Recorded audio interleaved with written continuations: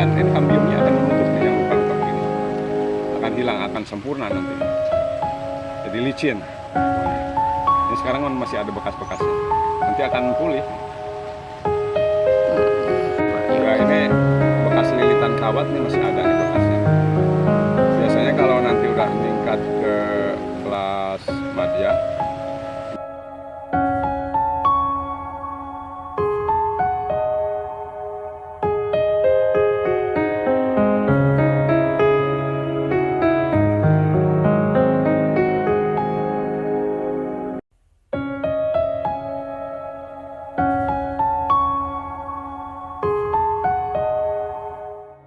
dengan Pak Aam.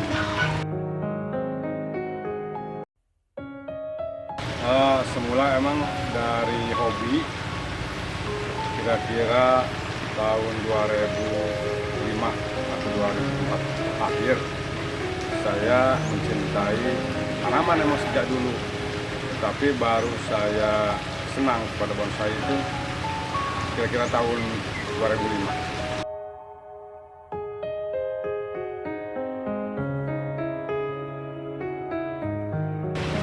Saya rasa emang pertama sih kita pemilihan bahan ya, dan memang tidak ada kesulitan yang berarti sih, karena emang kita hobi.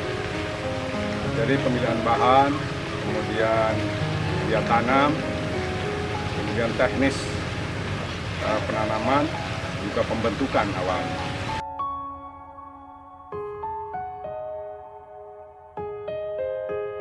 Kebanyakan yang ada di sini kimeng, jenis beringin impor dari Taiwan, dan ada juga produk lokal seperti iprik, ikas benyamin, para udang itu pohon-pohon lokal, kemudian beberapa jenis yang lain, ada juga okianti, cianci, dan banyak yang lainnya.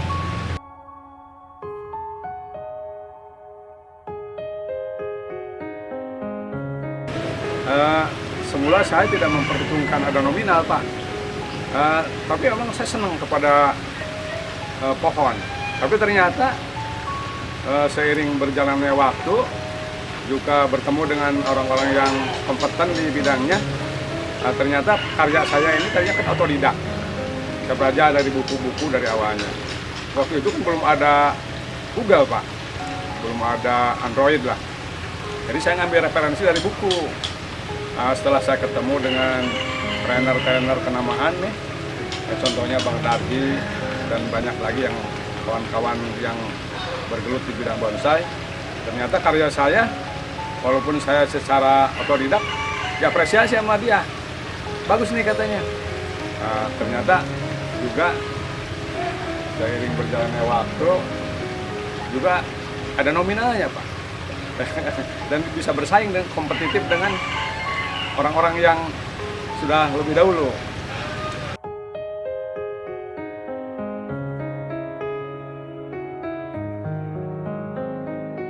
Sudah beberapa kali saya mengikuti event lokal, dan pernah saya di Kerawang waktu itu dapat prestasi Best in Show, artinya terbaik dari seluruh peserta.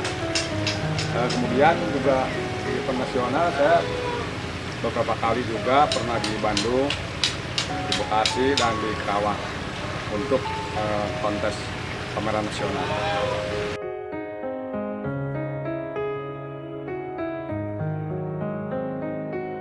Betul, memang bonsai itu identik dengan harga mahal ya. Jadi penggemar bonsai kelihatan eksklusif. Padahal sebetulnya siapapun orang bisa berkarya. Jadi bisa menciptakan bahan-bahan yang murah menjadi mahal, Pak. Nah itu tentu kita mempunyai trik-trik dan teknis tertentu lah yang sesuai dengan kriteria-kriteria yang kita bikin.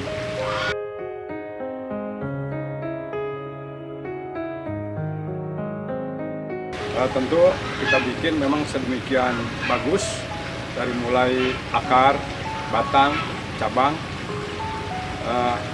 ranting, anak ranting, cucu ranting, sampai detil.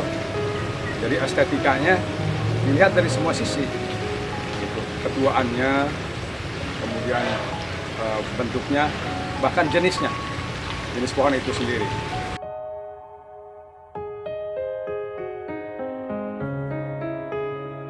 Yang pertama yang sekarang lagi tren itu anting putri. Nah, kemudian kimeng. Nah, kimeng ini boleh dikatakan legend lah di Indonesia ini. Banyak prestasi yang bagus. Kemudian Yuri, ada juga Cemara Udang, ada juga Sianci, itu pohon-pohon yang unggulan. Dan banyak juga yang lainnya.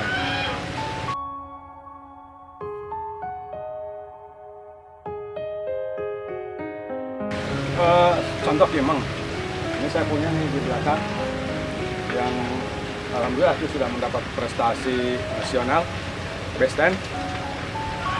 Itu memang dari jenis pikas itu mudah dibentuk, lentur dan bandel. Jadi tahan dengan cuaca, tetapi tentu saja perawatan tidak boleh lalai, terutama penyiraman dan media tanam.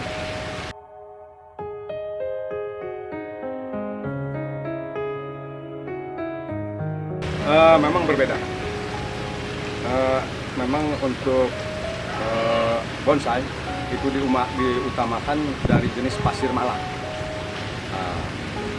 Tapi kalau untuk penanaman yang masih bahan, itu dengan pasir kali pun masih bisa. Tapi kalau udah seperti ini udah di pot, tentu ini yang paling utama itu media tanam jenis pasir malang. Dan juga dicampur dengan organik. Dan ada juga pupuk kimia yang biasanya dipakai, yang populer itu Osmocote.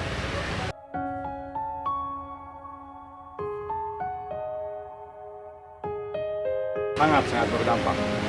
Karena memang tanah kan kalau terlalu basah juga dia akan becek dan menjadi lumpur.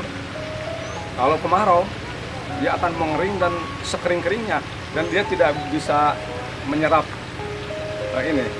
unsur haranya. Jadi akar itu tidak berkembang.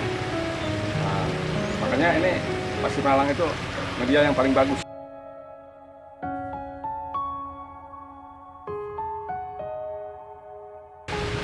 Kalau saya emang membuat bonsai dari nol ya, dari stekan. Tapi ada juga yang dibeli dari rekan berupa bahan ya. Ini aja nih produk saya yang awal tahun 2005. Mungkin kalau dihitung kira-kira tahunan ya Pak ya. Nah, tetapi kalau kita bikin yang small atau medium, tentu umurnya tidak terlalu panjang. Untuk produk-produk yang seperti ini tidak cukup 10 tahun Pak. Tidak, agak panjang lah waktunya.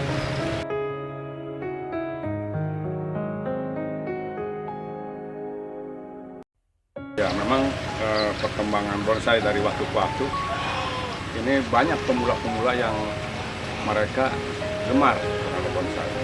Ada pendatang baru, ada petani bonsai baru.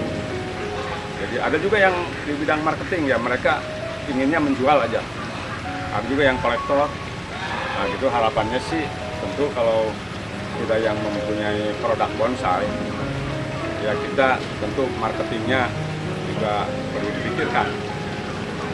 Seperti itulah. Tapi tidak ada kekhawatiran sih kalau bonsai, yang penting kita punya bahan bagus, kita punya barang bagus, nah tentu konsumen akan datang sendiri. Karena kan media sosial sekarang mudah lah untuk memasarkan.